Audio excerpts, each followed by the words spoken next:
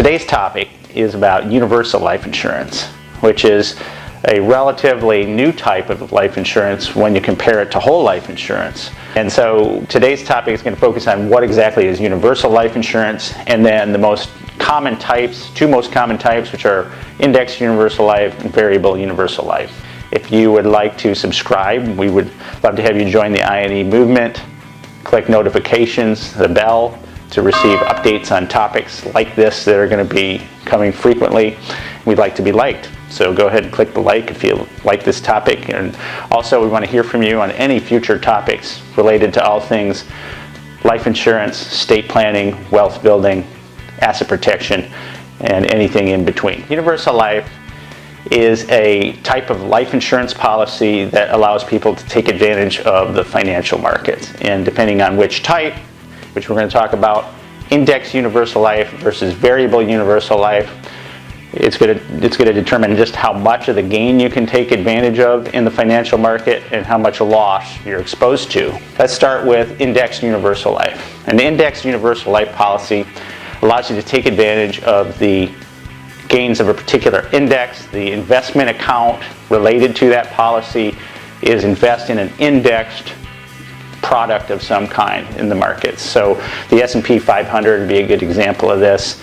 Generally, with an index product, it's a lower risk than the one that we're going to talk about next, which is a variable product. All right, an index product may give up to a certain cap in terms of gains. Maybe it's 10% and would stop the loss at, say, 0 or 1%. Pros to an index product: obviously a little bit lower risk than the variable. You have a little more opportunity in terms of really big gain years, although that can be offset when you're down at 0.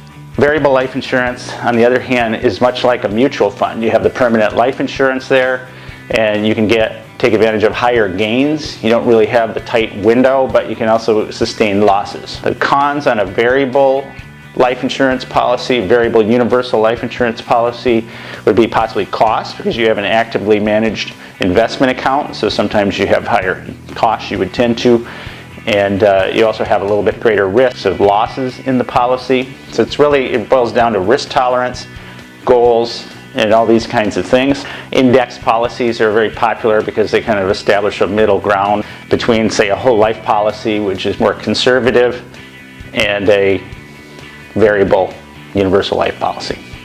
So with that in mind, any more information about universal life or any other life insurance product or strategy, connect with us.